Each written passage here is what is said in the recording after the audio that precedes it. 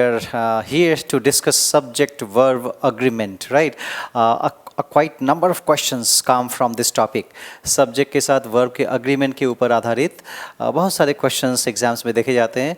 सबसे ज़्यादा बल्कि मैं बोलूँगा अगर prepositions के बाद की बात करें तो subject-verb agreement is the topic from where questions come. तो जैसा नाम से पता चलता है subject के साथ verb का agreement. इसी टॉपिक के कई अलग अलग भी नाम है. इसी टॉपिक को हम अग्रीमेंट के लिए जो सिनोनिम्स है, नहीं, अग्रीमेंट के लिए कौन सा सिनोनिम है? अग्रीमेंट के लिए अगर हम बात करें दिस सिनोनिम इज हम इसे सिंटैक्स के नाम से भी जानते हैं, right? The same topic is also known as syntax, subject verb agreement और सिंटैक्स. या फिर this topic is also known as accord, or for that matter this topic is also known as concord. देखिए कितने सारे नाम हैं इसके. subject verb agreement, syntax, accord, concord. इसी टॉपिक को हम SSPP के नाम से भी जानते हैं. SSPP कई बार ऐसा होता है, स्टूडेंट्स मुझे कहते हैं सर SSPP कब पढ़ाएंगे, राइट? तो SSPP ऐसे टॉपिक का तो नाम नहीं, लेकिन अगर हम बात करें ये इस टॉपिक को समझाने के लिए ये टॉपिक ये नाम बेहतर होता है. It's nothing. SSPP को आप ऐसे समझिए कि जनरल सबसे बड़ा कॉन्सेप्ट जो सब्जेक्ट वर्ब अग्रीमेंट का वो क्या है कि सिंगुलर सब्जेक्ट सिंगुलर वर्ब. अगर सब्जेक्ट सिंगुलर है तो वर्ब भी उसका सिंगुलर होगा. Singular subject singular verb. और ठीक इसका उल्टा अगर सब्जेक्ट प्लूरल हो तो वर्ब भी प्लूरल होगा. Singular subject singular verb, plural subject plural verb. इसी को हम SSPP सिंटैक्स के नाम से जानते हैं. Now coming to what is this topic about. तो जैसे अगर कोई भी सेंटेंस की बात करें, if we talk about any sentence in the English language, what is the general structure of a sentence? कोई भी सेंटेंस का जो सबसे बड़ा स्ट्रक्चर होता है वो होता है एक सब्जेक्ट रहता है, उसके बाद एक वर्ब मौजूद होता है, उसके बाद अदर वर्ड्स यानी कि या तो कोई ऑब्जेक्ट रहता है या कोई कॉम्प्लीमेंट होता है. This what is the general structure. Subject verb object और कॉम्प्लीमेंट. तो यही जो सब्जेक्ट और वर्ब है इसके बीच में एक अग्रीमेंट है. क्या अग्रीमेंट है? तो SSPP यानी singular subject singular verb, plural subject plural verb. तो इसी अग्रीमेंट के बारे में हमें कई तरह से इसे पढ़ना है कि क्या क्या अग्रीमेंट है, कैसे इस्तेमाल होगा, कौन सा सब्जेक्ट सिंगुलर है, कौन सा सब्जेक्ट प्लूरल है. We have to understand these things in detail. Correct point. तो चलिए मैं एक बार आपसे अगर सवाल करूं, what do you mean by a subject? Subject से आप क्या समझते हैं? What is a subject? Subject का ग्रामर क्या है? सब्जेक्ट का पार्ट्स ऑफ स्पीच क्या है? तो सब्जेक्ट्स के बारे में आप देखेंगे, subjects are generally either noun और अ प्रोनाउन. सब्जेक्ट जनरली क्या होता है? या तो एक नाउन होता है या फिर एक प्रोनाउन होता है. यानी कि हम इसे ऐसे भी बोल सकते हैं कि नाउन के साथ वर्ब का अग्रीमेंट. हाँ, तो इस टॉपिक को हम दूसरे शब्दों में क्या बोल सकते हैं? Noun verb agreement. Getting my point? Try to understand. Subject verb agreement, syntax, accord, concord, SSPP, noun verb agreement. और अगर सब्जेक्ट नाउन ना होकर कोई प्रोनाउन हो तो फिर इस टॉपिक का नाम क्या बन जाएगा? Pronoun verb agreement. Noun verb agreement, pronoun verb agreement. कई बार ऐसा भी आपने देखा है कि कई बार एडजेक्टिव्स हैं, adjectives qualifying word, describing word, लेकिन वो डिस्क्राइबिंग वर्ड किसी शब्द को डिस्क्राइब ना करके वो खुद ही सब्जेक्ट बन जा रहा है. कई बार ऐसे भी सिचुएशंस आते हैं. द इंटेलिजेंट पीपल के बदले में हम पीपल का इस्तेमाल ना करके सीधा बोल देते द इंटेलिजेंट. दी ऑनेस्ट, अगर दी ऑनेस्ट बोल देते इसका मतलब दी ऑनेस्ट पीपल. तो ऐसी स्थिति में एडजेक्टिव्स को भी हम सब्जेक्ट बनाते हैं. तो इसका मतलब एक और हो जाएगा कि adjective verb agreement. Adjective verb agreement, ध्यान दीजिए कैसे कैसे टॉपिक बन रहा है. Subject verb agreement, noun verb agreement, pronoun verb agreement, adjective verb agreement. कई बार ऐसा होता है जो सब्जेक्ट एक ही है, एक सब्जेक्ट है, उसके साथ वर्ब का अग्रीमेंट. लेकिन कोई ज़रूरी नहीं है सब्जेक्ट एक ही हो सकता है सब्जेक्ट एक से ज़्यादा हो, कई सब्जेक्ट हो. तो कई सब्जेक्ट भी जब इस्तेमाल होता है तो उनको जोड़ने के लिए हम क्या इस्तेमाल करते हैं? जनरली कंजंक्शन और कभी कभी प्रेपोजिशन। तो प्रेपोजिशन, कंजंक्शन, तो अगर कई शब्दों को एक प्रेपोजिशन जोड़ रहा है तो फिर वर्ब का एग्रीमेंट कैसे होगा? कई सब्जेक्ट्स को अगर कंजंक्शन जोड़ रहा है तो वर्ब का एग्रीमेंट कैसे होगा? तो ये भी हमें पढ़ना है। Getting point? तो अगर हम इन सारे बिंदुओं पे फोकस करें तो क्या उभर कर आता है कि हमें कुछ चीज़ें पढ़नी है। जैसे क्या क्या पढ़ना है? एक तो पढ़ना है role of noun. Role of noun is subject verb agreement. Noun का रोल सब्जेक्ट वर्ब अग्रीमेंट में। उसी तरीके से दूसरा क्या हो सकता है? Role of pronoun in subject verb agreement. Subject verb agreement में प्रोनाउन का रोल। या फिर क्या हो सकता है? रोल ऑफ, आपने अभी देखा एडजेक्टिव। एडजेक्टिव का भी रोल है सब्जेक्ट वर्ब अग्रीमेंट में, रोल ऑफ एडजेक्टिव। इसी तरीके से अगर हम बात करें, अगर कई सब्जेक्ट्स हैं उसको प्रेपोजिशन जोड़ रहा है तो प्रेपोजिशंस अगर जोड़ता है दो सब्जेक्ट्स को तो फिर वर्ब का अग्रीमेंट कैसे होगा? तो वो भी हमें पढ़ना है, यानी कि role of preposition in subject verb agreement. और अगर प्रेपोजिशन नहीं, अगर दो सब्जेक्ट्स को कोई कंजंक्शन जोड़ रहा है, कंजंक्शन, तो फिर उसका क्या रूल होगा? तो role of conjunction in subject verb agreement. या फिर अगर बात करें, कई बार ऐसा होता है कि कुछ सब्जेक्ट्स अपने साथ एक डिटरमाइनर लेते हैं। हाँ, डिटरमाइनर हम पहले भी काफ़ी डिस्कस कर चुके हैं। Determiner is a word which is used just before a subject और noun to determine it, to describe it. तो कई बार नाउन के पहले एक डिटरमाइनर लगता है, तो अब डिटरमाइनर के आधार पे भी कई बार वर्ब का अग्रीमेंट होता है कि उस नाउन के साथ कैसा डिटरमाइनर का इस्तेमाल हुआ है, उस आधार पे भी वर्ब का अग्रीमेंट कई बार तय होता है। तो इसे हम क्या कर सकते हैं? छठा पॉइंट में लिख रहा हूँ, role of what? Role of determiners in subject verb agreement. अब देखिए कितनी सारी बातें आई हाँ सामने खुल के। तो क्या क्या पढ़ना है आपको सब्जेक्ट वर्ब अग्रीमेंट में? Role of noun, role of pronoun, role of adjectives, role of prepositions, role of conjunctions and role of determiners in subject verb agreement. This is what is more और less we have to learn, we have to adapt to, we have to acclimatize ourselves to, we have to be at home in all these issues, right? ठीक है, तो चलिए इन्हीं points पे आज बात करते हैं। तो सबसे पहले देखिए, एक तो सिंपल सा तरीका है कि अगर किसी सब्जेक्ट में जो सबसे बेसिक रूल है कि अगर किसी सब्जेक्ट में एस लगा हुआ है तो जनरली क्या होता है? प्लूरल या सिंगुलर? किसी नाउन में अगर एस लगाते हैं तो सिंगुलर बनता है या प्लूरल बनता है? बॉय में एस लगाया, बॉयज, तो सिंगुलर बना या प्लूरल बना? तो इट इज प्लूरल। सो जब भी हम जनरली एस यस लगाते हैं तो एक नाउन का प्लूरल बनता है। हालांकि हर नाउन ऐसा नहीं है, फिर भी अगर ओवरऑल नाउन की बात करें, एवरेज नाउन की बात करें तो एस लगाकर प्लूरल बनाते हैं। सिंपल है। लेकिन याद रखें, वर्ब इसका ठीक विपरीत होता है, वर्ब इसका ठीक ऑपोजिट होता है। यानी कि when we add S to a verb, जब हम किसी वर्ब में एस लगाते हैं तो वो नाउन का ठीक उल्टा वो सिंगुलर बन जाता है। क्या बन जाता है? सिंगुलर। याद रखिए, नाउन में एस लगाया जनरली तो क्या बना? प्लूरल। लेकिन जब किसी वर्ब में एस लगाया तो जनरली ये क्या बना? ये सिंगुलर बना। यानी कि इसका मतलब ये नहीं हुआ कि वर्ब का जो फर्स्ट फॉर्म होता है, कोई भी वर्ब का फर्स्ट फॉर्म, वो जनरली प्लूरल होता है। तो वर्ब्स आर जनरली प्लूरल, उसे एस यस लगाकर सिंगुलर बनाते हैं। लेकिन नाउन्स आर जनरली सिंगुलर, उसमें एस यस लगाकर प्लूरल बनाते हैं। क्लियर? अब कॉन्सेप्ट क्या है कि singular subject singular verb, singular subject singular verb, यानी कि सिंगुलर नाउन सिंगुलर वर्ब। तो जरा बताइए, नाउन को सिंगुलर अगर रखना है तो एस यस की जरूरत है?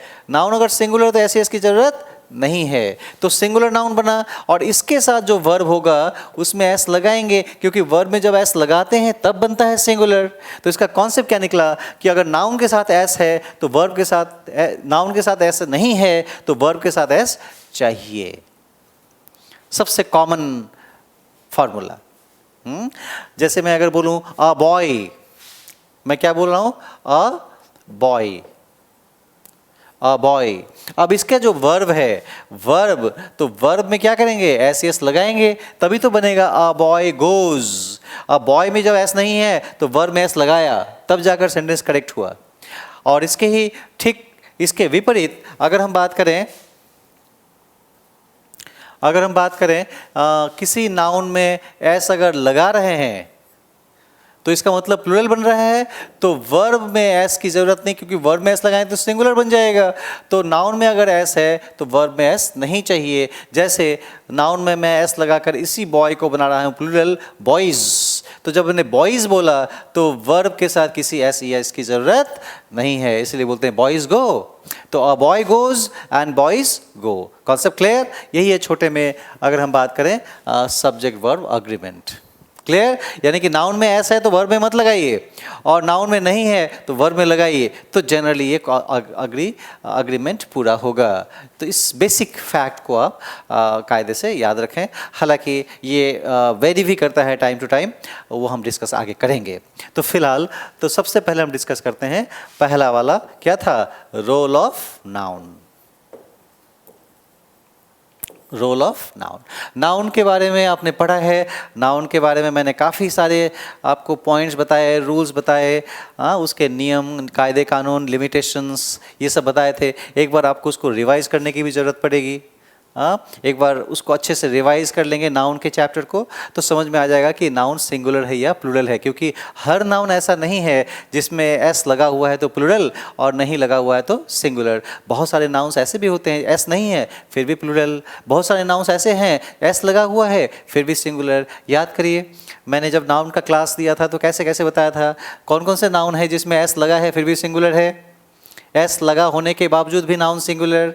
याद करिए, समन्स की बात कर रहे थे हम, है ना। समन्स में एस लगा हुआ है लेकिन फिर भी समन्स कैसा है, सिंगुलर नाउन है। तो समन्स के साथ क्या बोलेंगे, summons has come or have come. Summons has come, क्योंकि हैज सिंगुलर होता है, has is singular, have is plural. मैं इसका एक चार्ट यहाँ पे लिख भी देता हूँ, है ना। Singular noun, singular verb and plural verb. अगर वर्ब की बात करें, वर्ब के बारे में थोड़ा सा आइडिया रखिए, कौन सा सिंगुलर कौन सा plural. Singular verb and plural verb, is है, एम है, ये सिंगुलर वर्ब है, are is plural verb, was is singular verb, were is plural verb, has is singular verb, have is plural verb, does is singular verb, do is plural verb। अगर किसी verb में S E S लगा देते हैं तो वो बनता है सिंगुलर, और अगर एस ई एस नहीं है, केवल V1 है, तो वो होता है प्लूरल। इन छोटी छोटी बातों को आप ध्यान में रखेंगे।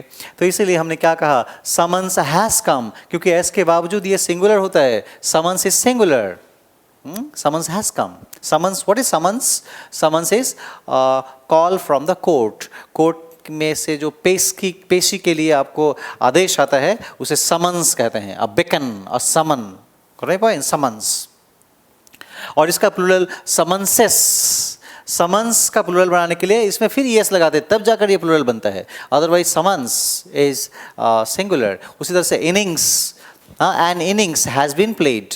अब इनिंग्स में एस लगा, अब एस हटाकर इनिंग तो नहीं बोलेंगे, an inning has been played बोलेंगे, इनिंग्स हैज़ बीन प्लेड। तो इनिंग्स में एस लगा हुआ है लेकिन सिंगुलर है। हाँ, ये सारी चीज़ों को आप एक बार याद करिए, रिवाइज करिए, हाँ रिकॉल करिए, एक बार फिर से देखिए। वीडियोस हैं आपके पास, आप पॉज कर करके बार बार देख सकते हैं। कुछ आप याद करिए, कुछ नाउन्स ऐसे मैंने बताए थे जो जिसमें एस एस नहीं है लेकिन होता है प्लूरल, एस एस नहीं है होता है प्लूरल। कौन कौन से थे आपने याद किया होगा, पढ़ा होगा, देखा होगा, याद करिए एक बार। Clergy, gentry, peasantry, cavalry, police, ये कुछ ऐसे वर्ब है जिसमें एस तो नहीं है। जेंट्रीज नहीं होता है, जेंट्री खुद ही प्लूरल है। कैवेलरीज नहीं बोलते हैं, कैवेलरी इटसेल्फ इज प्लूरल। उसके मीनिंग वगैरह मैंने आपको लिखवा दिया है। तो उन नाउन्स को भी थोड़ा सा कायदे से आपको देखना होगा, राइट पॉइंट। मैंने कहा था अनकाउंटेबल नाउन, काउंटेबल अनकाउंटेबल को पहचानने का मैंने तरीका ही बताया था आपको। और अनकाउंटेबल नाउन्स के साथ जनरली कैसा वर्ब इस्तेमाल होता है? Singular verb. Uncountable nouns generally take singular verb. Clear है कॉन्सेप्ट? काउंटेबल नाउन्स की अगर बात करें, काउंटेबल, उसके साथ डिपेंडिंग ऑन सिचुएशन सिंगुलर और प्लूरल दोनों इस्तेमाल होते हैं, है ना? याद करिए।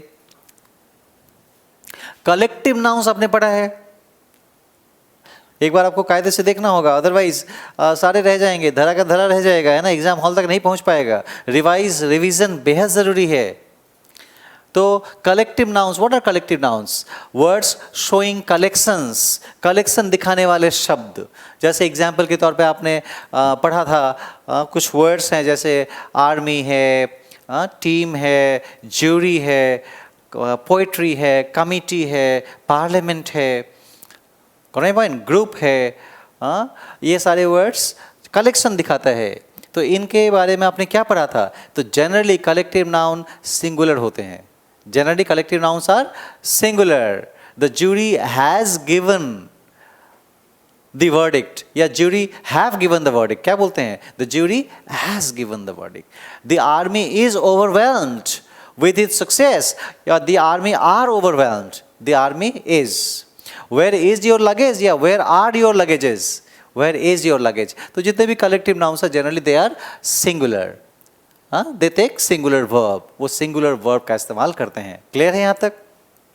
लेकिन आपने एक अपवाद भी पढ़ा था कि जब कभी भी किसी कलेक्टिव नाउन, कोई कलेक्टिव नाउन वो बॉडी, संस्था, इंस्टीट्यूशन, ऑर्गेनाइजेशन, यूनिसन, यूनाइटेड की बात ना करके वो डिवाइडेड की बात करने लगे, वो टूट जाए, वो संस्था ना रहकर उसके सदस्य बन जाए, तो ऐसी स्थिति में कलेक्टिव नाउन्स प्लूरल बन जाते हैं। ये भी पढ़ा था आपने, याद करिए एक बार। एक बार रिवीजन हो जाएगा। The jury were divided in their own opinion. The jury were divided, the jury were divided, the jury was divided नहीं, डिवाइड हो गया। अब ज्यूरी जब डिवाइड हो गया तो ज्यूरी एक बॉडी तो रहा नहीं, एक संस्था तो रहा नहीं। तो जब एक संस्था नहीं रहा तो क्यों बोलेंगे jury was? Jury were, jury have. अगर वो ब्रेक हो जाता है तो कलेक्टिव नाउन जब ब्रेक हो जाता है तो वो प्लूरल बन जाता है, और जब वो यूनाइटेड रहता है तो सिंगुलर। इन चीज़ों को आपने पढ़ा है, एक बार फिर से याद करना होगा। दूसरी तरफ एक और बात आपको साथ साथ याद रखने थे कि जब कोई कलेक्टिव नाउन का प्रोनाउन इस्तेमाल करना है हमें, तो कलेक्टिव नाउन का प्रोनाउन जनरली इट होता है। ज्यूरी के लिए it, the jury has given it's verdict, the army has its own history, the army has its own history. It pronoun का इस्तेमाल करते हैं। लेकिन जब ये टूट गया, अब तो वो एक रहा नहीं, अब वो मेंबर्स हो गए, बहुत सारे हो गए, डिवाइड हो गया, तो ऐसी स्थिति में इट का इस्तेमाल ना करके दे का इस्तेमाल होता है। The jury were divided in their own opinions, the jury were divided in their own opinions. क्योंकि अब जब डिवाइड हो गया तो अब ज्यूरी क्या बन गया? जजेस। अब ज्यूरी तो एक रहा नहीं, अब ज्यूरी का मतलब यहाँ पे सेंस क्या निकल गया? कोई जज कुछ कह रहा है, कोई जज कुछ कह रहा है, तो सारे जज बट गए। अब वो सदस्य पे आ गया। तो जब सदस्य पे आ गया तो फिर हम प्लूरल का इस्तेमाल करेंगे, प्लूरल वर्ब, और प्रोनाउन भी प्लूरल, ना कि इट। इट के जगह they. The jury were divided in their own opinions. तो इस आधार पे रोल ऑफ नाउन को एक बार कायदे से आपको पढ़ना होगा, रिवाइज करना होगा। पढ़ तो लिया है मैंने, क्लास दे दिया है आपको। एक बार नाउन के जो कॉन्सेप्ट है उसको एक बार दोहराएं, देखिए नाउन में क्या क्या पढ़ा है, उससे सब्जेक्ट वर्ब एग्रीमेंट में काफ़ी हेल्प मिलेगा। उसी तरीके से हमने आपको प्रोनाउन भी पढ़ाया है, रोल ऑफ प्रोनाउन, प्रोनाउन का भी रोल, कौन सा प्रोनाउन सिंगुलर है, कौन सा प्रोनाउन प्लूरल है, उसको भी एक बार आपको कायदे से याद करना होगा।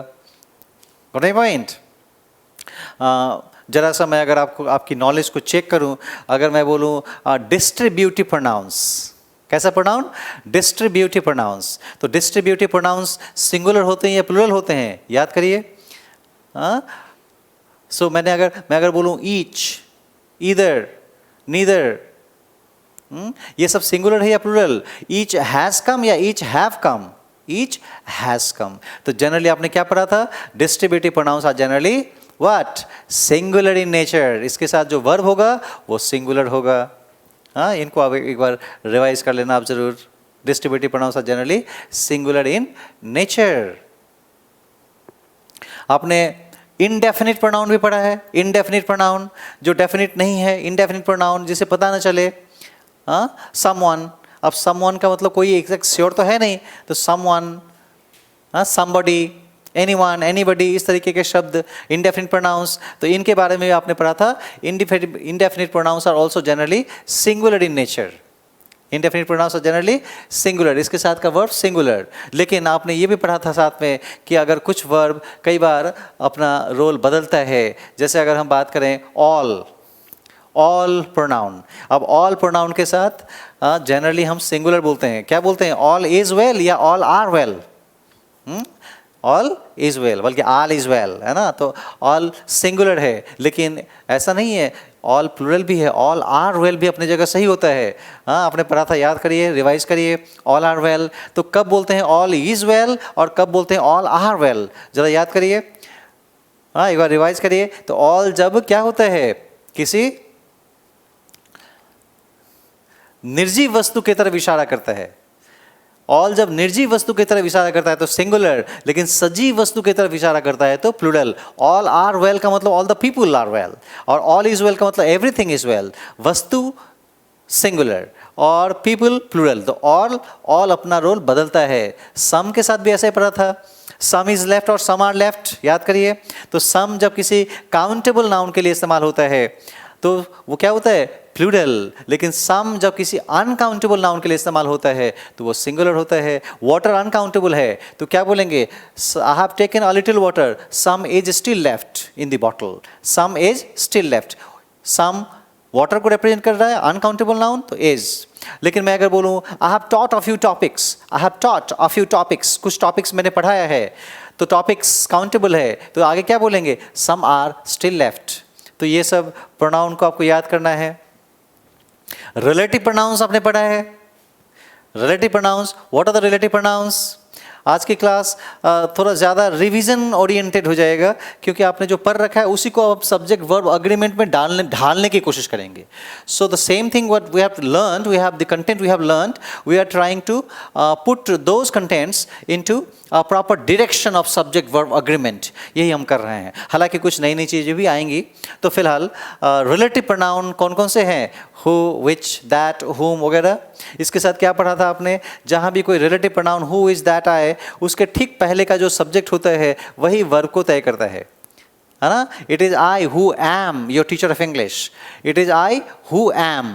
अब हु के बाद एम क्यों लगाया, क्योंकि हु के पहले आई था, तो आई से अग्री करता हुआ am, it is I who am your teacher of English. तो रिलेटिव प्रोनाउन अपने से ठीक पहले वाले सब्जेक्ट के हिसाब से वर्ब को अग्री कराता है। Correct point.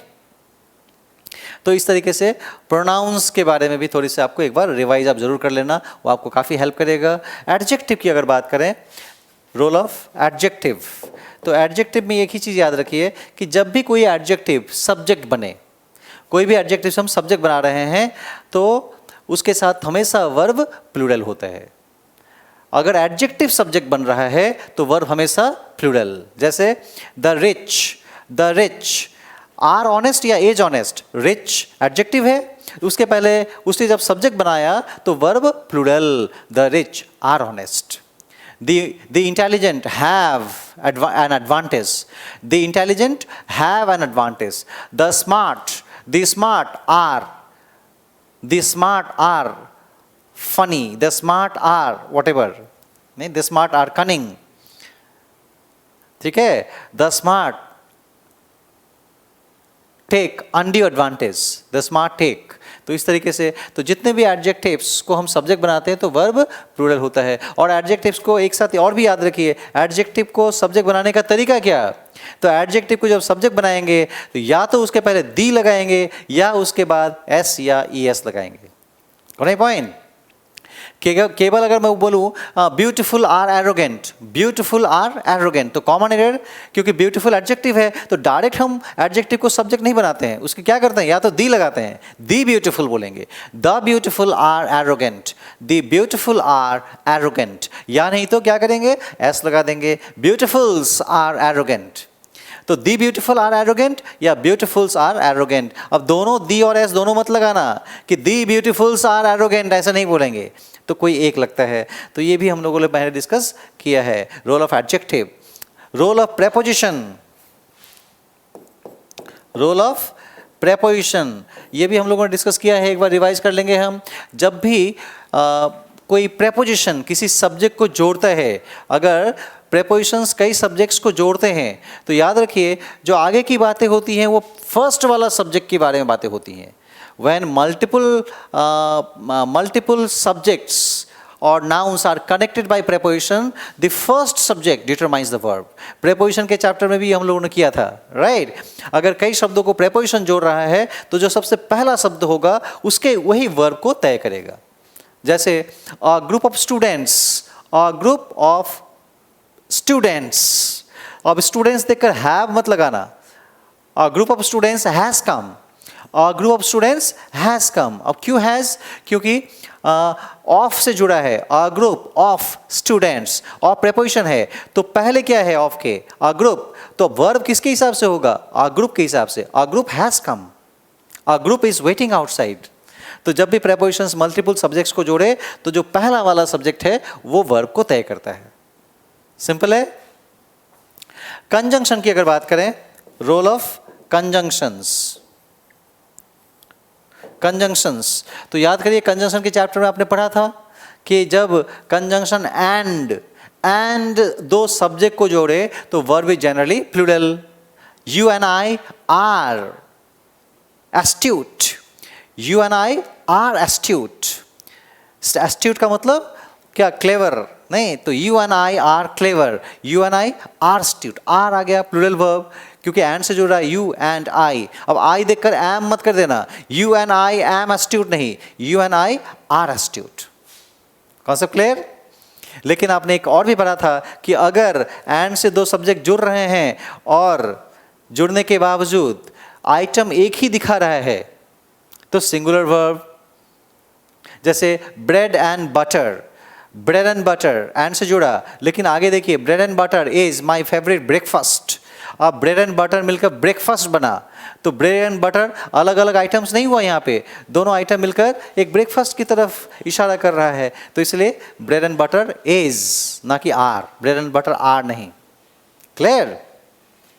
अब याद करिए 5 कंजंक्शंस आपने पढ़े थे। 5 कंजंक्शंस कौन कौन से थे एक साथ, जो एक तरह का rule, with, along with, together with, as well as, in addition to, कौन कौन सा, एक बार फिर से मैं दोहराता हूँ, रिवीजन हो जाएगा। With, along with, together with, as well as, in addition to। तो जब ये पांचों कंजंक्शन दो सब्जेक्ट को जोड़ रहा है तो इंपॉर्टेंस चला जाता है पहले वाले सब्जेक्ट को और वही वर्ब को तय करता है। I as well as my students, I as well as my students am invited today, I as well as my students am invited today। सुनने में अच्छा लगेगा I as well as my students are invited today, लेकिन यहाँ पे students तय नहीं करेगा क्योंकि as well as से जुड़ रहा है, I तय करेगा क्योंकि I इंपॉर्टेंट है। as well as से जब दो सब्जेक्ट जुड़ते हैं तो पहला वाला सब्जेक्ट इंपॉर्टेंट होता है, तो I के हिसाब से am, तो I as well as my students am invited today। Point, हाँ एक बार रिवाइज करना है।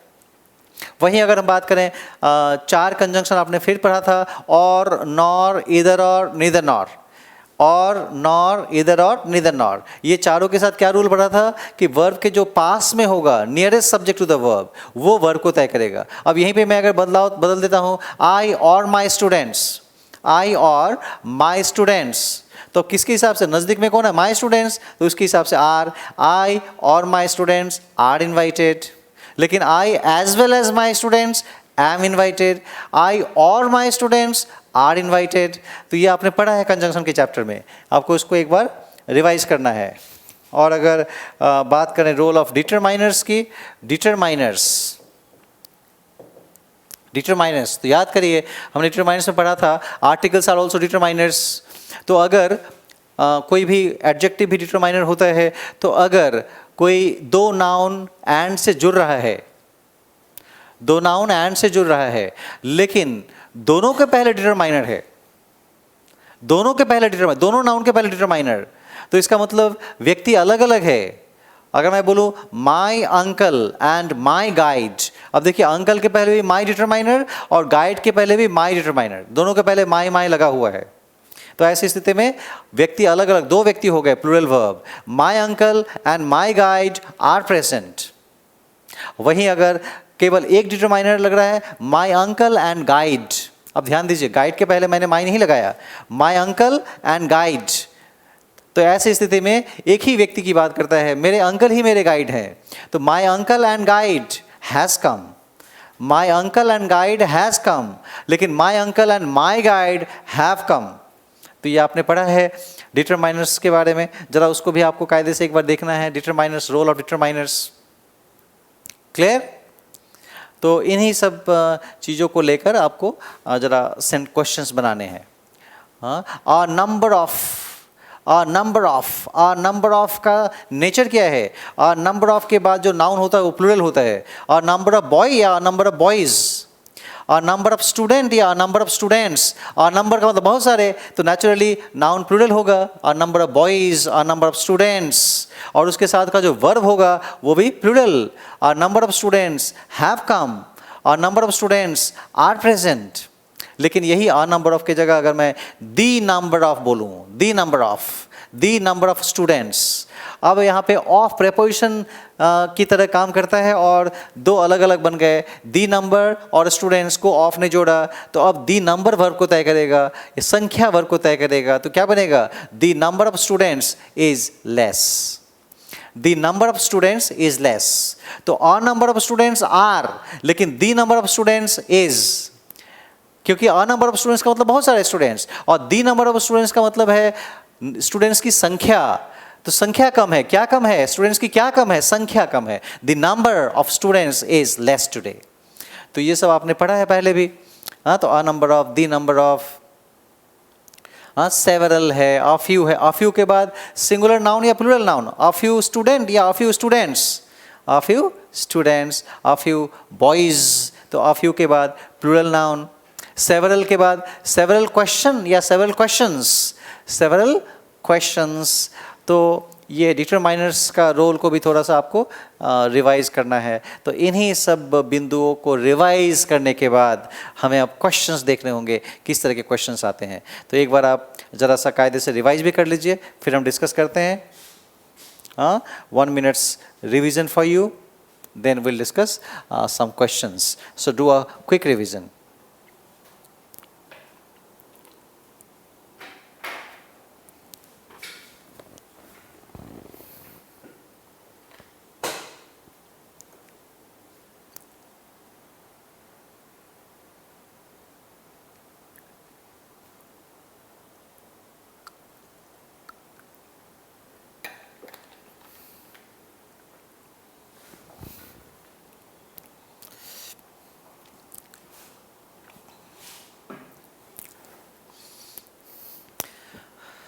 So have you tightened your shoelace? To tighten the shoelace का मतलब क्या होता है? तैयार होना, get ready। फीते बांध लीजिए, नहीं, tighten the shoelace। या pull up your socks, pull up your socks, pull up your socks का मतलब भी get ready। या फिर gear up, gear up, तैयार हो जाइए, get ready। तो gear up, pull up your socks, tighten your shoelace for some questions। कुछ questions देखते हैं। पहला है, one of the peoples in our class dash a car। क्या बोलेंगे? one of the peoples in our class has a car or have a car।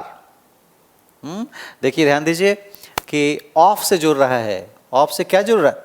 Of के पहले एक तरफ है one और दूसरी तरफ है the peoples। तो one और the peoples, प्रेपोजिशन का रूल क्या है?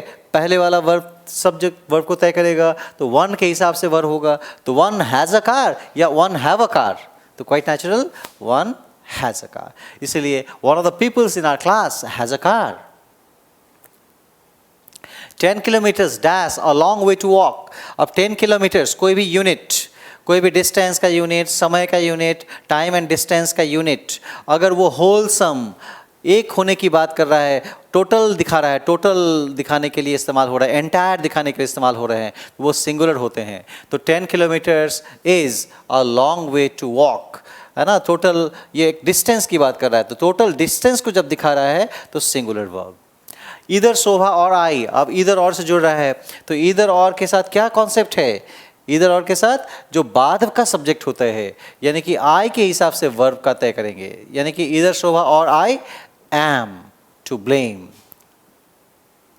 The council dash chosen its president, council कौन सा noun, council is a collective noun, और कलेक्टिव नाउन्स जनरली सिंगुलर होते हैं। तो the council has chosen its president, the council has chosen its president. All the students in our class, in our college, हर students, तो plural बन गया, तो क्या करेंगे, जब ऑल द स्टूडेंट्स में एस लगा हुआ है, प्लूरल है, तो वर्ब में एस नहीं लगाएंगे, नाउन में एस लगेगा तो वर्ब में जरूरत नहीं है, तो क्या चुनेंगे, speak. All the students in our college speak English. The quality of the mangoes, अब यहाँ पे फिर से एक बार देखिए, ऑफ प्रेपोजिशन ने जोड़ा, प्रेपोजिशन ऑफ ने किस किस को जोड़ा, एक तरफ क्वालिटी, दूसरी तरफ मैंगोज, क्वालिटी और मैंगोज, तो वर्ब को तय मैंगोज करेगा या क्वालिटी करेगा, तो प्रेपोजिशन कहता है पहला वाला शब्द करेगा, तो क्वालिटी के हिसाब से होना चाहिए, तो क्वालिटी के साथ क्या चुनेंगे, was, the quality of mangoes was not good। अब मैंगोज देखकर कई बार स्टूडेंट्स क्या करते हैं, were कर देते हैं, मैंगोज were not good। ये नहीं कह रहा कि mangoes were good or not, बोलता है मैंगो की क्वालिटी कैसी थी, तो quality of mangoes was not good। फिर आ गया यहाँ पे ऑफ से जुड़ रहा है ईच और दीज मिनरल्स। अब ईच डिस्ट्रीब्यूटिव प्रोनाउन, और डिस्ट्रीब्यूटिव प्रोनाउन जनरली सिंगुलर होते हैं, तो ईच के साथ is, each of these minerals is found in India, यानी कि each is found in India. No news, news uncountable noun, news की गिनती होती है, 1 न्यूज़, 2 न्यूज़, 3 न्यूज़, 4 न्यूज़ नहीं करते हैं। गिनती करने के लिए क्या इस्तेमाल करते हैं, a piece of news, 2 pieces of news. Direct news का प्लूरल बनता है न्यूज़ेज, 1 न्यूज़, 2 न्यूज़ेज, तो न्यूज़ेज नहीं होता है, न्यूज़ का प्लूरल नहीं बनता है, न्यूज़ इज़ अनकाउंटेबल, तो इसलिए न्यूज़ के साथ हम इस का इस्तेमाल करेंगे। No news is good news, no news is good news, कोई खबर नहीं है इसका मतलब सब कुछ ठीक है, खबर होने का मतलब कुछ ना कुछ गड़बड़ है। Correct point. एवरी मैन, अब एवरी लग गया, तो एवरी जब लग जाता है तो हम क्या करते हैं, सिंगुलर वर्ब लगाते हैं। Every man, woman and child in the village was wounded, घायल था। करी एंड राइस, अब कह रहा है करी एंड राइस को क्या कह रहा है, फूड बोल रहा है, तो जब फूड बोल रहा है इसका मतलब करी एंड राइस वहाँ पे मिलकर एक फूड बन गया, तो एक आइटम की तरफ इशारा कर रहा है, तो सिंगुलर वर्ब यानी कि इज, तो करी and rice is his favourite food.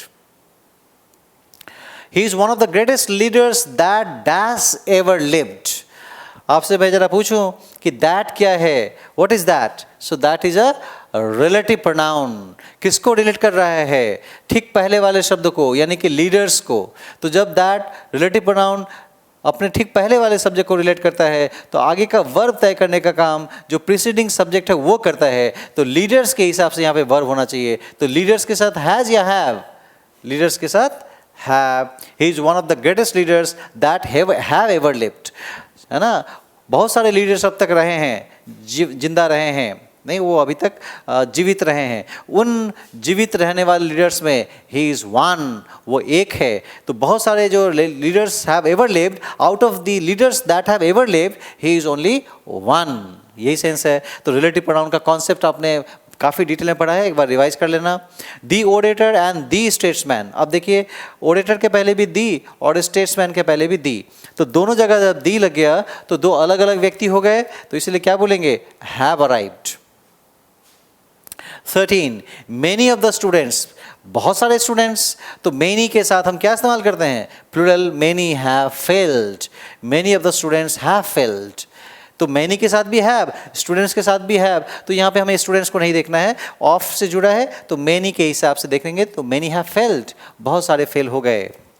Most of the students, most of, फिर वही बात आ गई, most of the students, most बहुत सारे, तो मोस्ट के साथ हम प्लूरल है इसलिए वर्ब में एस नहीं लगाएंगे। Most of the students waste their time, और ब्लैक एंड रेड काउ। अब यहाँ पे ध्यान दीजिए, ब्लैक के पहले ए का इस्तेमाल कर रहे हैं लेकिन रेड के पहले ए का इस्तेमाल नहीं कर रहे हैं।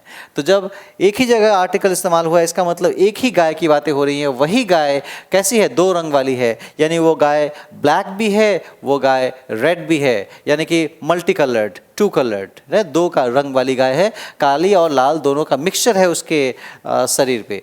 तो ऐसी स्थिति में गाय तो एक ही है, तो एक गाय है इसलिए is grazing. So a black and red cow is grazing in the field. यहाँ तक क्लियर है? एक बार कायदे से रिवाइज करें, देखिए क्या क्या बना, कैसे कैसे बना। कोई भी क्वेश्चन समझ में नहीं आया नोट करिए, ask me question, put your doubts, present your doubts, I will help you understand them. So 2 minutes analysis. So analyze and let me know.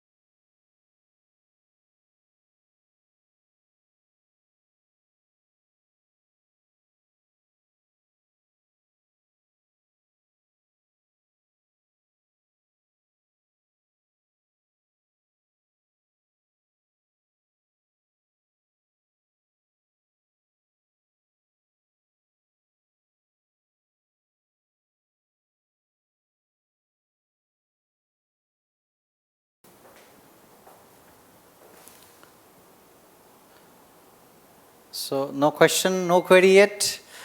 Questions should be there. देखिए क्वेश्चंस नहीं आने का मैं फिर से एक बार दोहरा रहा हूँ, दो पर्पस होते हैं। एक तो होता है कि नहीं सब समझ में आ गया, कोई क्वेश्चन नहीं है, बहुत अच्छा। दूसरा होता है no study no confusion, no analysis no doubt. Analyse करेंगे, विश्लेषण करेंगे, डीप जाएंगे तब तो डाउट्स आएंगे। तो पता नहीं मैं उम्मीद करता हूँ पहला वाला आपके साथ सही जा रहा है, यू आर कंफर्टेबल, समझने में दिक्कतें नहीं हो रही हैं। क्लियर? चलिए इस तरह से आगे कुछ क्वेश्चंस अब देखते हैं और let us see some other questions here. The type is different. मैं फिर से दोहरा दूं कि क्वेश्चंस पूछने के कई तरीके, 3 तरीके मेनली हमने यहाँ पर अपनाया है। एक है जो बेसिक, बिल्कुल बेसिक लेवल का, दूसरा है थोड़ा मीडियोकर, और तीसरा है थोड़ा एग्जाम सेंट्रिक, एग्जाम ओरिएंटेड। लेकिन तीनों ही एग्जाम सेंट्रिक एक तरह से है। तो एक डायरेक्ट जैसे पूछता है वैसा है, और दो तरीके हैं, वो कॉन्सेप्ट बिल्डिंग। तो ये कॉन्सेप्ट बिल्डिंग का दूसरा टाइप देखिए, यहाँ भी आपको कॉन्सेप्ट डेवलप करना है, क्या बनेगा नहीं बनेगा। The poet and critic have been honoured. हाँ, क्या गलत है आप जरा एनालाइज करें। तो देखिए यहाँ के पोएट के पहले दी लगा हुआ है, लेकिन क्रिटिक के पहले कोई आर्टिकल नहीं है और एंड से जुड़ा है। एंड से पोएट एंड क्रिटिक जुड़ा, लेकिन डिटरमाइनर केवल पोएट के पहले है, क्रिटिक के पहले नहीं है। इसका मतलब एक ही व्यक्ति है जो पोएट भी है और क्रिटिक भी है, वही कवि है, वही आलोचक है। तो जब एक ही व्यक्ति है तो फिर हैव की क्या ज़रूरत, तो हैव के जगह पे हम हैज़ बोलेंगे। The poet and critic has been honoured. Concept clear? Bread and butter are essential for one's life. एक व्यक्ति की जिंदगी के लिए जरूरी है। तो ब्रेड एंड बटर दो अलग अलग आइटम की बात नहीं कर रहा है। ब्रेड एंड बटर का मतलब यहाँ पे क्या हुआ, food. Bread and butter means food. Bread and butter is breakfast, bread and butter food, lunch, dinner. तो जब ये फूड की सेंस दे रहा है तो दोनों मिलकर एक चीज बन गया, फूड आइटम बन गया। तो जब फूड बन गया तो इसलिए आर की जरूरत नहीं है, यहाँ पे बोलेंगे is. So bread and butter is essential for one's life. इधर दिलीप और सुनील, अब इधर और से जुड़ रहा है। तो इधर और से क्या कॉन्सेप्ट है कि जब भी इधर और दो शब्द को जोड़ता है तो जो बाद वाला सब्जेक्ट है, यानी कि वर्ब के नजदीक वाला सब्जेक्ट, वो वर्ब को तय करेगा। तो ये देखिए वर्ब के नजदीक में कौन है, सुनील है।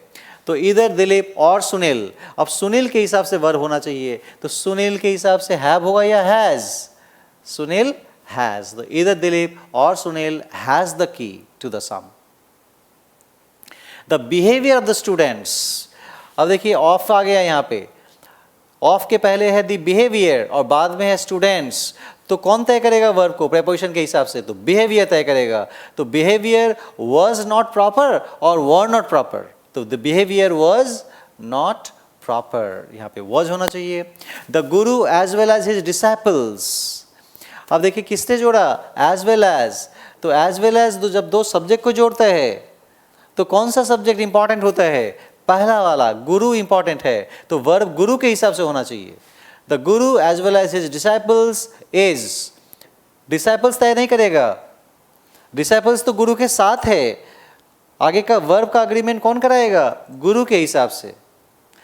हाँ, तो ऐसे कौन कौन से कंजंक्शन है, 5 कंजंक्शन की हम बात कर रहे थे। With, along with, together with, as well as, in addition to. ये पांचों के साथ है। जो पहला वाला सब्जेक्ट उसे इंपॉर्टेंस जाता है, वहाँ पे फोकस जाता है, वो वर्ब को तय करता है। तो गुरु के हिसाब से एज हो गया। 24 hours are not sufficient time to जज वंस कैरेक्टर। अब टोटल टाइम बता दिया 24 hours.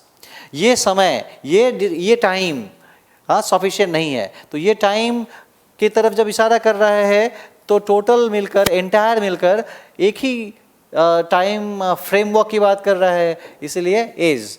24 hours is not sufficient, ये टाइम सफिशिएंट नहीं है। 30 किलोमीटर्स आर, वही आ गया फिर से बिग डिस्टेंस, ये डिस्टेंस की बात कर रहा है। 30 किलोमीटर एक डिस्टेंस शो कर रहा है, होल्स शो कर रहा है, तो आर की जगह इज। 3 scores मेक 60, ठीक है। 3 scores, यहाँ पे जब एस लगा हुआ है तो वर्ब में एस नहीं चाहिए, तो sentence has no error, sentence is correct. 3 scores make 60। Now what do you understand by scores? Score क्या होता है, 3 स्कोर मिलकर 60 बने, तो एक स्कोर कितना हुआ, 20।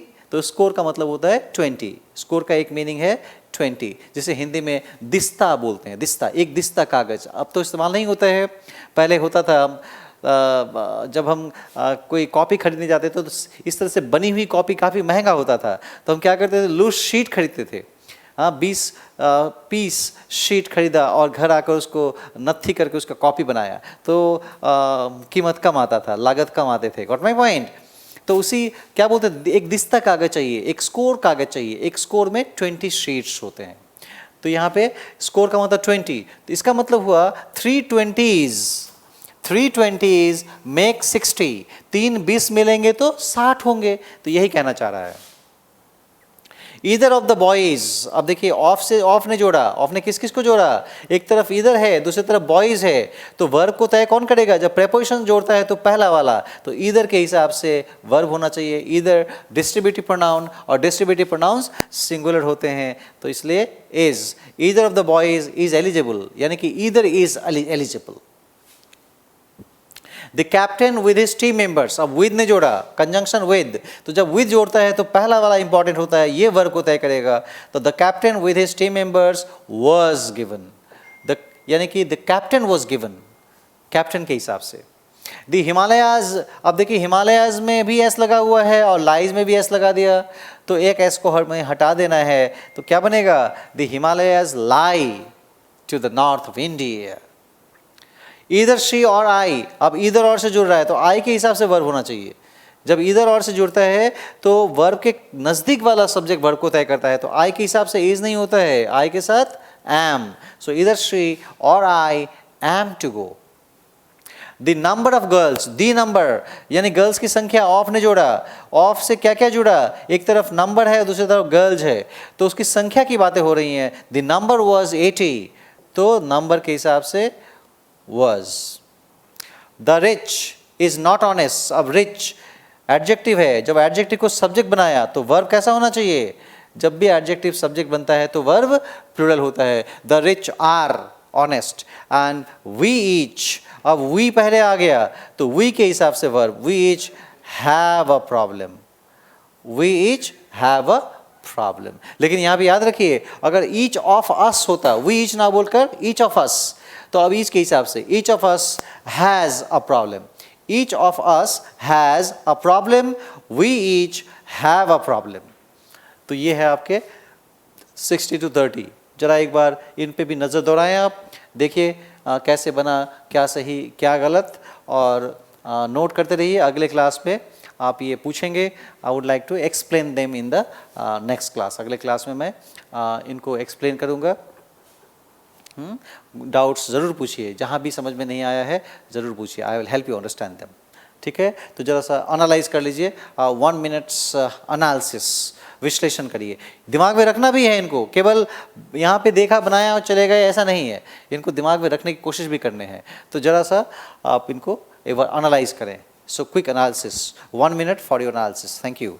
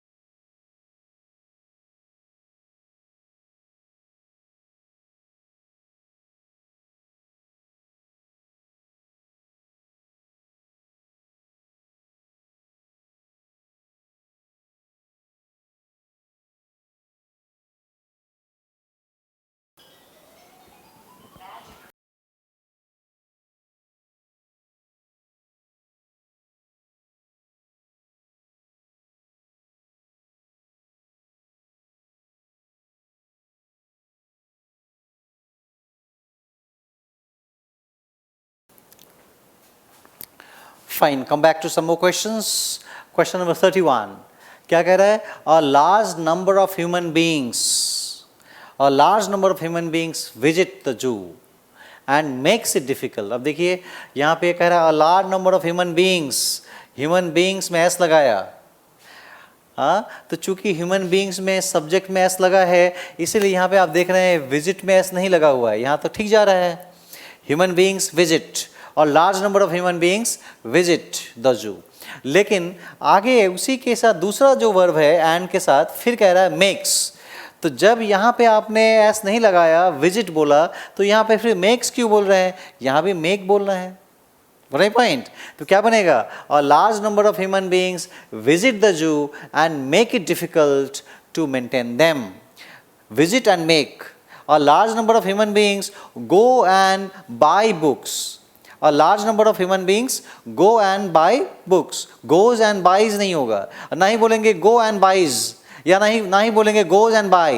तो go and buy दोनों का वर्ब का रूप एक समान. इसको एक चीज़ और याद रखिए आप यहाँ पे कि जब कई सारे वर्ब एक साथ जुड़ते हैं and से, तो सारे वर्ब का फॉर्म, सबका रूप एक समान होना चाहिए. There should be similar form. तो जब यहाँ पे आप विजिट बोल रहे हैं तो यहाँ पे मेक बोलिए, विजिट एंड मेक. उसी तरीके से 32 देखिए. What is wrong? Analyse it. Does books for children. अब देखिए यहाँ पे बुक्स में एस लगा हुआ है और वर्ब में भी एस ई एस लगा दिया. तो जब बुक्स में एस है तो वर्ब में एस ई एस नहीं चाहिए. तो क्या बनेगा? Do books for children. तो यहाँ पे एस ई एस को हटा देंगे. Do books for children use shorter sentences than those for adults. Concept clear? 33 क्या कह रहा है? देखिए every one of the students taking part in the painting competition have brought their painting material. यहाँ पे देखिए एवरी वन जब कह रहे हैं एवरी वन, तो एवरी वन इज सिंगुलर और सिंगुलर प्रोनाउन के साथ जो वर्ब है वो भी सिंगुलर होना चाहिए. तो हैव के साथ हैव की जगह पे has. Everyone of the students taking part in the painting competition has brought their study material. 34 one of the secret कह रहा है. जब one of the है तो यहाँ पे secret नहीं, secrets. one of the के बाद जो noun होगा वो singular होगा या plural होगा? one of the boy और one of the boys. one of the boys, क्योंकि बॉयज़ बोलेंगे तब तो बहुत सारे लड़के, तो बहुत सारे लड़कों में से एक. तो क्या होता है? कई में से एक या एक में से एक? कई में से एक, अनेक में से एक है. कई लड़के हैं, उसमें से एक लड़का आज नहीं आया है. तो इसी तरीके से one of the secrets of success is to keep trying and not give up. ठीक है.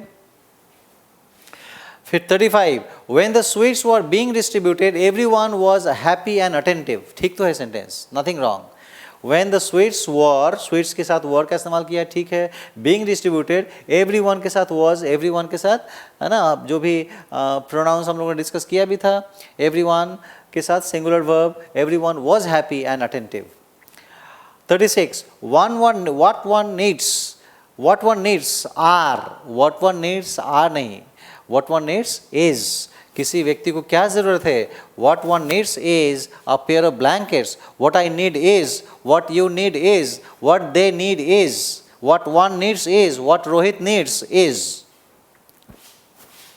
37 what is wrong? एक बार ध्यान दीजिए. The story impress. अब देखिए स्टोरी में एस ई एस नहीं है, सिंगुलर. तो वर्ब में भी क्या होना चाहिए था? एस ई एस लगना चाहिए था. जब नाउन में नहीं लगता है तो वर्ब में लगता है. तो क्या करेंगे? इम्प्रेस में ई एस लगाकर इम्प्रेसेस बनाएंगे. The story impresses on our mind. अगर यहाँ पे स्टोरी की जगह स्टोरीज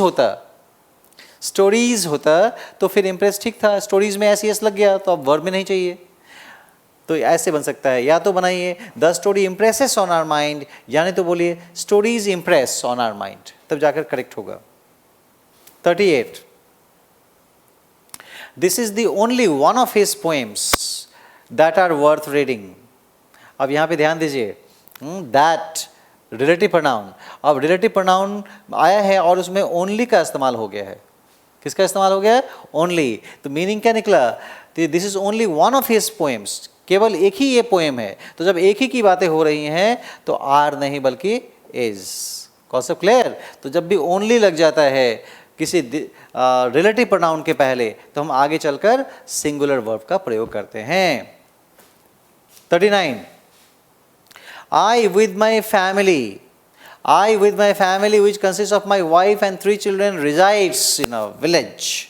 Resides, जब यहाँ पे with से जुड़ रहा है, क्या क्या with से क्या क्या जुड़ा? with से जुड़ा I और दूसरी तरफ my family which consists of my wife and 3 children। तो जब with से जुड़ा, तो जब भी with से जुड़ता है तो पहला वाला जो सब्जेक्ट होता है वो अहम होता है, यानी कि I के हिसाब से वर्ब का अग्रीमेंट होना चाहिए। तो क्या बोलेंगे? I resides या I reside, I go या I goes, I go। Correct point? तो इस तरीके से यहाँ पे क्या होना चाहिए? reside होना चाहिए।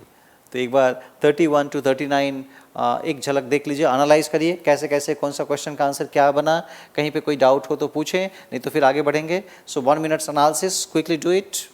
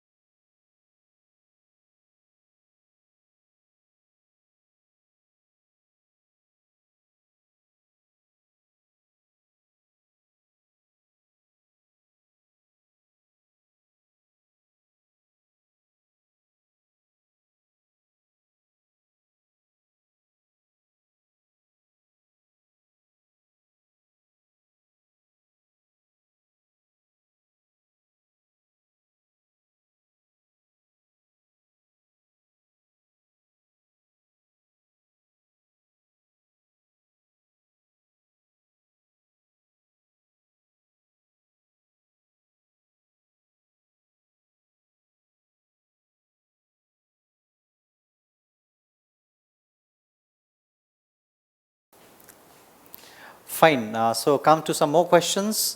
40 कह रहा है if you do not submit the report in the next 2 days, all of us will be delayed. ठीक है, you के साथ do not meet मैच कर रहा है ना, all of us के साथ will be delayed भी ठीक है, यानी कि no improvement required. ठीक है sentence. 41 some people's behavior teaches us not to behave this way. Sentence ये भी करेक्ट है. कुछ लोगों का बिहेवियर, क्या किसकी बातें हो रही हैं? बिहेवियर, बर्ताव. टीचेज अस, बिहेवियर टीचेज अस, तो ये भी ठीक है sentence, nothing wrong. 42 neither the salary nor the working atmosphere. अब नाइदर नॉर के साथ, नीदर नॉर के साथ कॉन्सेप्ट क्या है?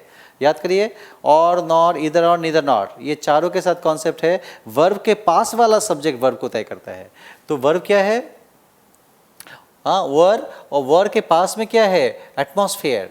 तो एटमॉस्फेयर के साथ क्या वर बोलते हैं या वर्ज? एटमॉस्फेयर के साथ verge. So neither the salary nor the working atmosphere was good in that office. हाँ, छोटी छोटी बातें हैं लेकिन ध्यान देना होता है. कई बार नहीं ये सब करना है आपको, थोड़ा अटेंटिव रहना है, थोड़ा अलर्ट रहना है, थोड़ा इंटरेस्ट लेना है, थोड़ा डीपली देखने हैं. हाँ, अभी तो देखिए आप चूँकि पढ़ रहे हैं subject verb agreement, subject verb agreement पढ़ रहे हैं तो आपका फोकस तुरंत सब्जेक्ट और वर्ब की तरफ चला जा रहा है. थोड़ा आसान बन रहा है. लेकिन जब यही सेंटेंस एग्जाम में पूछा जाएगा तो वहाँ पे तो बोलेगा नहीं कि सब्जेक्ट वर्ब अग्रीमेंट से सवाल है. दे में आस्क क्वेश्चन फ्रॉम एनीवेयर. तो जब कहीं से भी सवाल पूछेगा तो आपको अब वहाँ पे सब्जेक्ट वर्ब अग्रीमेंट पार्ट को भी देखना है, प्रेपोजिशंस को भी देखना है, टेंसेस को भी देखना है, आर्टिकल्स को लेके चलना है, सारे टॉपिक्स को लेके चलना होता है. तो वहाँ पे थोड़ा सा मुश्किल होता है. तो इनके साथ बहुत कायदे से बार बार प्रैक्टिस कर करके कायदे से जुड़ने की कोशिश करें, तब ये देखते ही एग्जाम हॉल में आप क्लियर करेंगे. क्वेश्चन नंबर 43 ही ऑलवेज वॉन्ट. अब देखिए ही के साथ जो वर्ब है वो वांट किया है, ही तो सिंगुलर है तो वर्ब सिंगुलर होना चाहिए. तो वर्ब में जब एस लगेगा तब तो सिंगुलर होगा. तो वांट में हम एस जोड़ देंगे. He always wants to get the best. 44 are number of boys is, are number of boys, are number of boys का मतलब बहुत सारे लड़के. तो जब बहुत सारे लड़के की बात कर रहे हैं तो इज कैसे करेंगे? Are number of boys are reading this novel. 45 it depends on how they take this political issue. ठीक तो है, इट के साथ डिपेंड में एस लगा हुआ है. इट डिपेंड्स, इट सिंगुलर तो verb is singular, no problem. 46 you must pay due respect to those who has. अब देखिए यहाँ पे हु के पहले क्या है? दोज है. तो दोज के हिसाब से वर्ब होना चाहिए. तो दोज के साथ हैज का इस्तेमाल ना कर कर हैव का इस्तेमाल करते हैं. You must pay due respect to those who have respect for you. 47 में द कोर्स प्रोवाइड. अब देखिए कोर्स में एस जब नहीं लगा हुआ है लास्ट में तो प्रोवाइड में एस चाहिए. तो द कोर्स प्रोवाइड्स, है ना, द कोर्स प्रोवाइड्स. और अगर कोर्सेस होता, कोर्सेस, तो फिर प्रोवाइड करते हैं. कोर्सेस प्रोवाइड और this course provides.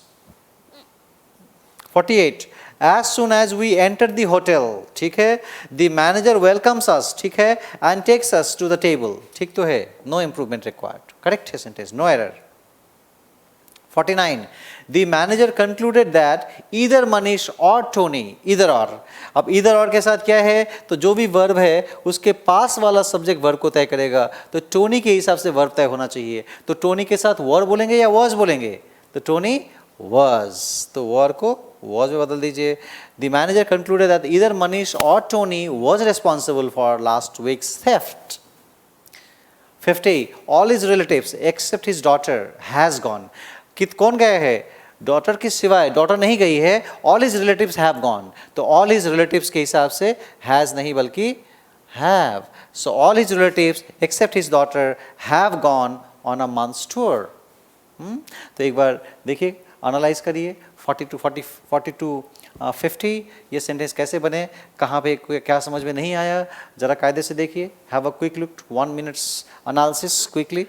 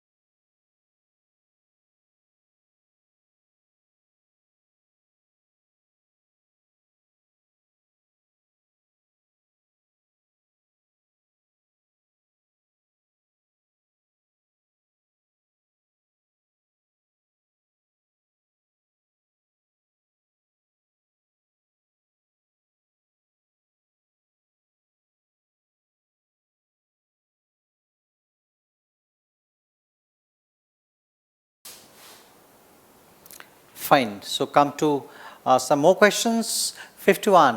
The principal indicated that the issue of improved quality of teaching in college were high.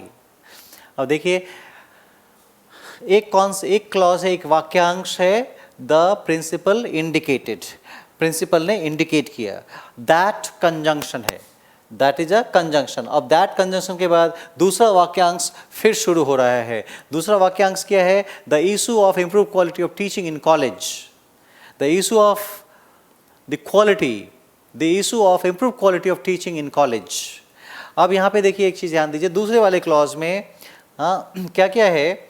तो एक है क्वालिटी, एक है इशू, द इशू, उसके बाद है ऑफ इम्प्रूव क्वालिटी, और आगे क्या है? ऑफ टीचिंग, फिर है इन कॉलेज। अब ये जो इशू है, क्वालिटी है, टीचिंग है और कॉलेज है, ये सब किस चीज़ से जोड़ रहे हैं? प्रेपोजिशन से। देखिए यहाँ पे प्रेपोजिशन आया इन, इधर प्रेपोजिशन आया ऑफ, इधर प्रेपोजिशन आया ऑफ।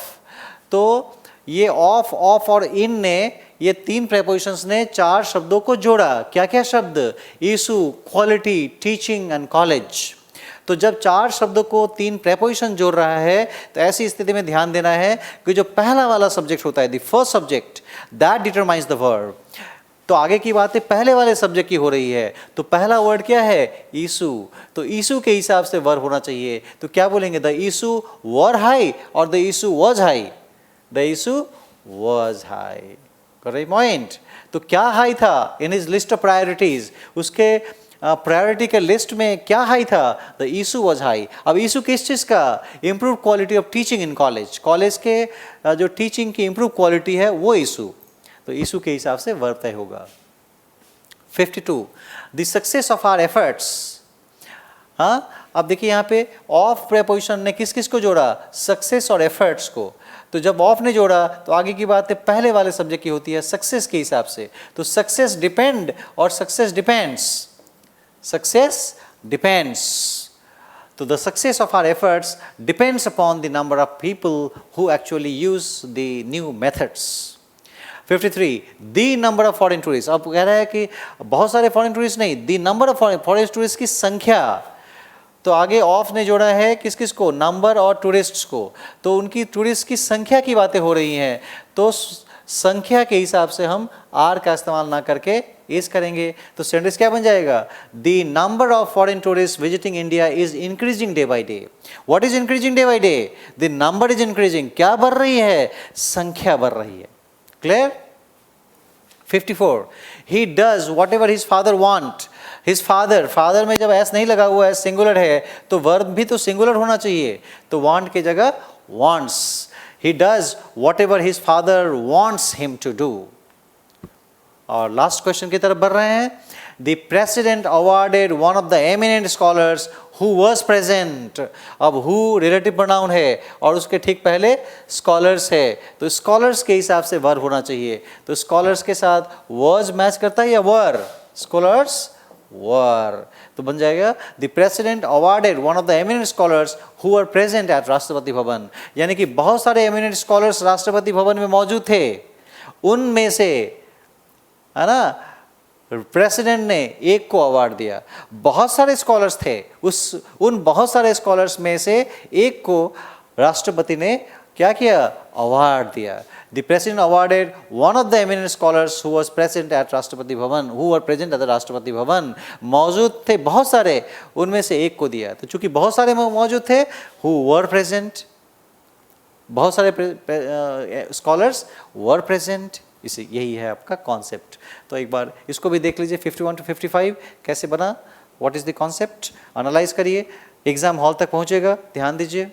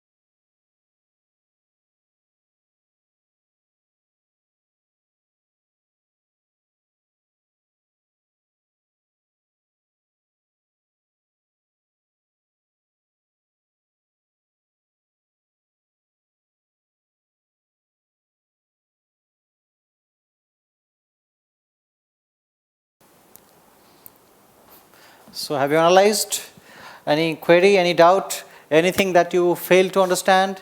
अगर ऐसा कुछ भी है, feel free to ask, हाँ ज़रूर पूछें आप। तो ये थे something about your subject verb agreement, right? तो घर जाकर एक बार फिर से नहा धोकर अगरबत्ती जलाकर बैठिए, फिर से एक बार देखिए कैसे कैसे बन रहा है, क्या क्वेश्चन बना, कैसे कैसे बने, क्या कॉन्सेप्ट अप्लाई हुआ है, हाँ ज़रा इनको अच्छे से अक्लमटाइज करें, अपने आप को ढालने की कोशिश करें, हाँ ठीक है, inculcate yourself all this things. और अगर प्रैक्टिस थोड़ा ज़्यादा कर लेते हैं, और भी क्वेश्चंस घर पे देखिए, और भी कहीं से कोई क्वेश्चन हो, सब्जेक्ट वर्ब अग्रीमेंट से जहाँ जो मिला कोशिश करिए सारा एक बार में सॉल्व कर लें, क्योंकि आप फिर से बैठकर कभी सब्जेक्ट वर्ब अग्रीमेंट नहीं पढ़ेंगे। एक बार पढ़ लिया तो कोशिश करिए कि मैक्सिमम उसमें कमांड डेवलप कर जाए।